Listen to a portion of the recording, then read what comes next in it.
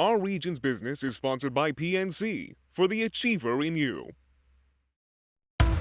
Our region's business, improving our economy, creating jobs, and strengthening communities. Innovation, collaboration, transformation, and the people making it happen. Join us as we take a closer look at our region's business. Now, here's your host, Bill Flanagan. Today on Our Region's Business, we're in the neighborhood to meet a few neighbors. And I mean, we're in the real neighborhood, the Fred Rogers studio at WQED-TV, the home for more than 30 years of Mr. Rogers' Neighborhood.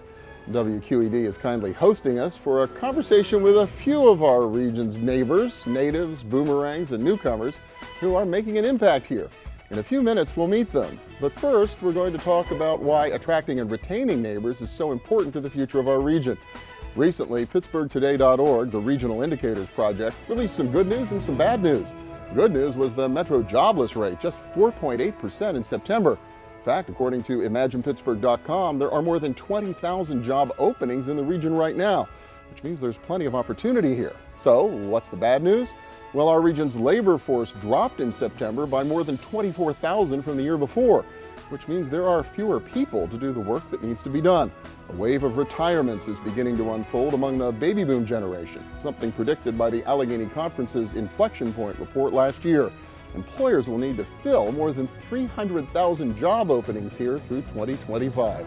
Betty Cruz is working this issue every day. She's the founder of Change Agency, a social enterprise that works to build a more welcoming and inclusive Pittsburgh. Alison Treaster is also on the front lines of the effort to fill the workforce pipeline.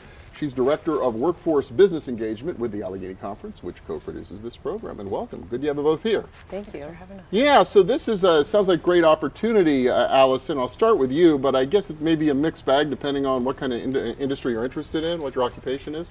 Sure. There's a ton of opportunity in Pittsburgh. Some of the high demand industries, we have healthcare, business and finance, manufacturing, information technology really spans across all industries.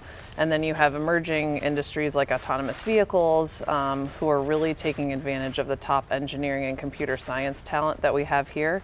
So it's really an exciting time to be a young professional and a student in Pittsburgh. So the question is, do we have enough people to do all that work in all those different occupations that are emerging here? Well, sure. And that's part of the problem is we have 61 institutions of higher education.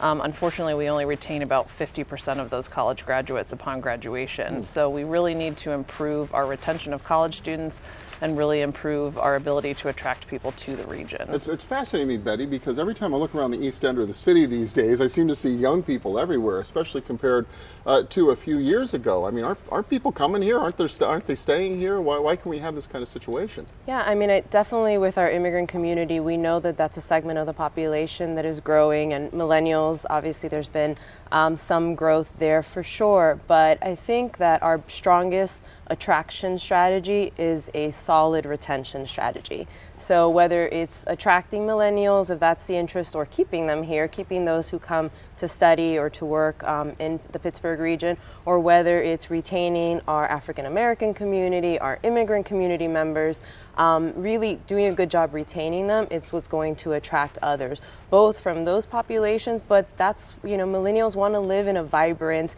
culturally engaged and active place. So in order to really have that and build that out, we need to be more inclusive and representative of our diverse communities across the region. So do employers have a role to play in all of this in addition to educators and parents and kind of everybody? I think it really needs to be a consolidated effort across the board. We need to make sure that we're better aligning education and employers to make sure that the skills that students are training for meet the demand that's in the workforce. And that means employers building better bridges with K-12, with post-secondary institutions, and both parties are really have a strong appetite to work together. And so the conference is really working on a lot of initiatives to better connect those communities to align supply with demand. It really feels like, though, there needs to be maybe a little more of a sense of urgency. I talked about those demographic numbers and the labor force shift that seems to be happening. This challenge is right now.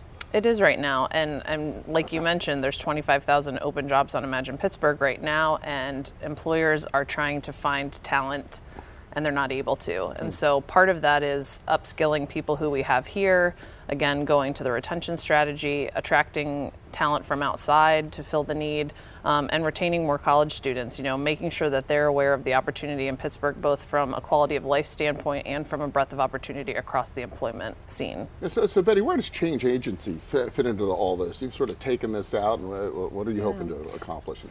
So we're a social enterprise that's implementing a variety of civic initiatives. One of those is All for All, which is an immigrant inclusion initiative. And really we want to, as one example, work with employers to get them to see that, for example, our foreign-born students that are here, there is an opportunity where they can stay, they can be a part of your team for a year if they're through the OPT process, through that visa process, if we take advantage of those opportunities. In a minute, Alison, we're going to meet some neighbors who have a presence on ImaginePittsburgh.com. How do they fit into the strategy? So the neighbors are just that. They're people who are living, working, and playing in the Pittsburgh region, and they're telling their story to really give a face to the region, so that people, job seekers, students can go on there, and whether they're outdoor enthusiasts or entrepreneurs or young professionals or family oriented, they can really connect with someone who they see themselves in and can see what it might be like to live and work in the Pittsburgh region. And so Betty's one of our new neighbors, and we'll get to talk to a couple other people as well. Very good. Alison Treaster from the Allegheny Conference. Thanks so much, Betty. Hopefully you can stick around for the next segment. Absolutely. Appreciate it. Thank Very you. good. Well, if you're looking for opportunity here in our region, or if you know someone who is, ImaginePittsburgh.com is your one-stop shop for job postings. At any given time, more than 20,000 open jobs are listed in a searchable database. Just type in keywords related to your interests, find out who's hiring, and click through to apply. ImaginePittsburgh.com is provided as a community service by the Allegheny Conference on Community Development, which co-produces this program. Next up, as promised, we'll meet a few more of our neighbors and find out why they're here and why they're even more excited about the future of our region. Stay with us.